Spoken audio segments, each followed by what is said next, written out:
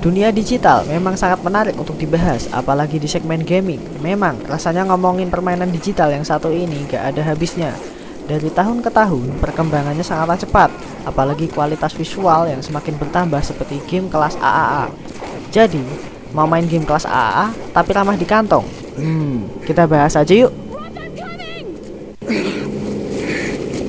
Thank God you're alive. God's got nothing to do with it.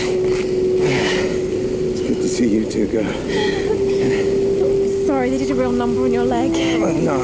Kalau kamu tahu game seperti Resident Evil 6, Tom Clancy The Division, atau Rise of the Tomb Raider dan Grand Theft Auto 5, itu adalah game AAA. Biasanya game jenis ini memiliki jenis bentuk 3D yang kompleks, bentuk yang realistis, dan juga gambar yang sangat memukau. Kalau kamu mau main game AAA tapi ramah di kantong, jawabannya adalah nggak bisa. Serius, nggak bisa. Ada beberapa item yang harus kamu penuhi untuk memainkan game tersebut. Yang pertama adalah machine game. Di opsi ini kamu bisa memilih dua. Yang pertama adalah PC, yang kedua adalah konsol. PC jelas lebih baik daripada konsol. Dan tentu saja PC atau laptop yang berspesifikasi tinggi. Dan harganya pun nggak murah. Minimal kamu harus mempunyai budget 10 juta untuk membeli sebuah PC, merakit sebuah PC atau membeli sebuah laptop gaming. Itu pun masih spesifikasi yang masih standar-standar saja, belum spesifikasi yang menengah ke atas. Jika kamu memilih PC, pastinya masih butuh sebuah gaming gear. Gaming gear seperti keyboard, mouse, stick, headset, atau apapun itu pasti memerlukan biaya tambahan yang lebih pastinya. Dan jika tidak menggunakan gaming gear bagaimana? Ya sebenarnya bisa, tapi aku tidak merekomendasikan. Lagi pula, kamu tidak mau kan mouse atau keyboard merusak karena ketahanan tombol yang tidak terlalu lama. Lagi pula, tidak ada salahnya membeli keyboard gaming dan mouse gaming, karena selain dikhususkan untuk gaming gear, produk ini pasti akan memberikan kenyamanan atau kemudahan ketika kamu bermain game. Nah, jika kamu memilih konsol apakah yang akan kamu pilih? Apakah PlayStation 4? PlayStation 4 memiliki game eksklusif, namun ada kekurangan di balik itu, yaitu PlayStation 4 tidak dapat melakukan opsi upgrade. Tidak seperti PC ataupun laptop. Namun, hal itu tidak berlaku pada Steam Machine, karena konsol yang satu ini memberikan opsi upgrade persis seperti PC ataupun laptop. Begitu juga dengan Xbox One dan juga Nintendo.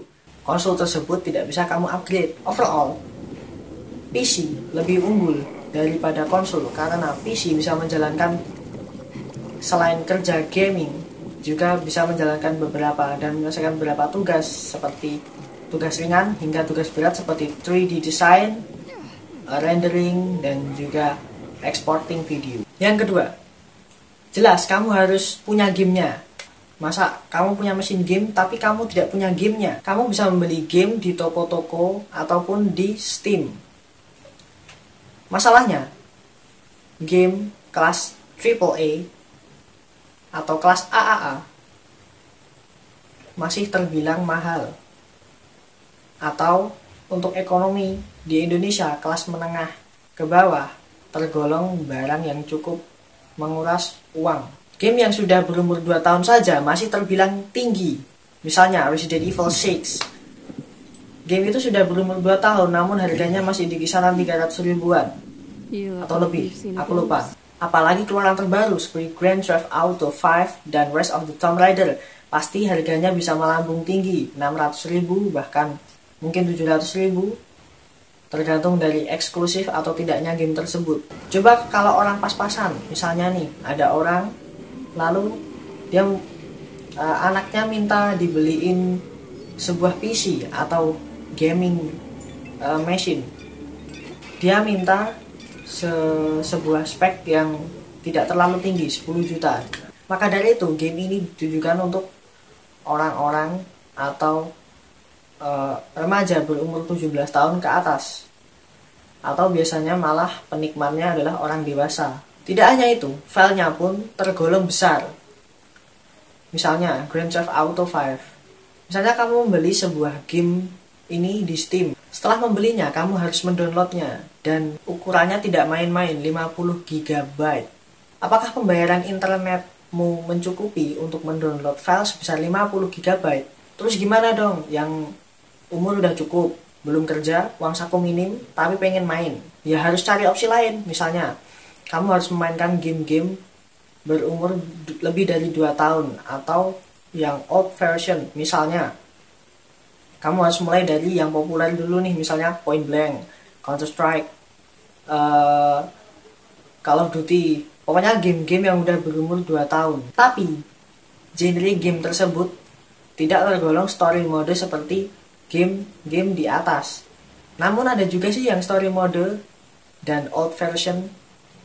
Misalnya Resident Evil yang seri-seri lawas, seri Resident Evil 2, 3, 4, atau bisa juga Assassin's Creed yang udah tua atau versi lawas. Ada juga Transformers The Game, dulunya game PS2 kalau nggak salah, tapi sekarang bisa di PC. Kalau kamu masih merasa berat membeli game yang sudah berumur lama, datang aja ke toko kaset, beli kaset itu. Atau kalau nggak, datang ke warnet yang sekiranya warnet tersebut memiliki koleksi-koleksi game yang banyak. Tapi yang satu ini aku tidak menyarankan, karena hal itu termasuk pembajakan. Tapi kalau kamu mau, ya terserah.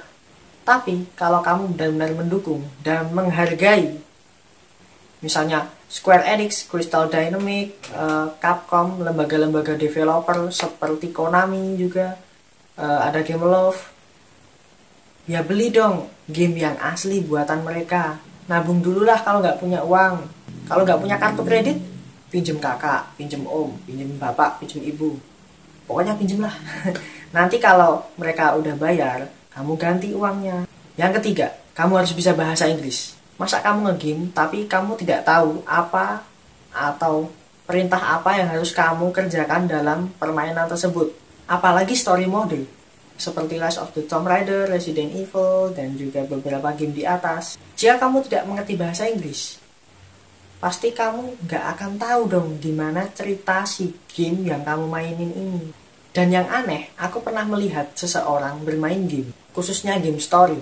Pas ada ceritanya, dia malah men-skip potongan film atau potongan cerita dari game tersebut. Lalu selanjutnya dia tidak tahu harus ngapain. Ternyata setelah aku ikut di situ, ternyata dia disuruh untuk nyari obat, terus ngobati temennya. Tapi karena dia men-skip, jadi dia nggak tahu apa-apa. Apalagi dia nggak tahu bahasa Inggris dan nggak tahu percakapannya, pasti dia nggak bakalan bisa main bagaimana game itu. Apalagi percakapannya menggunakan bahasa Inggris. Iya sih, ada subtitle. Tapi ingat, subtitlenya juga bahasa Inggris. Nggak ada main game bahasa Indonesia. Developer Digital Happiness aja yang menciptakan Dread Out dari Bandung, tapi percakapannya tetap pakai bahasa Inggris. So, you must to try speak English. You can learn listening. Try to understand what it's spoken heavily. Banyak orang di luar sana yang bisa berbahasa Inggris karena dia main game sama nonton film. Jadi itu aja dari aku. Kalau kamu pengen main game kelas AAA yang ramah di kantong, jangan lupa klik like, comment, share, dan juga subscribe. Sampai jumpa di video selanjutnya.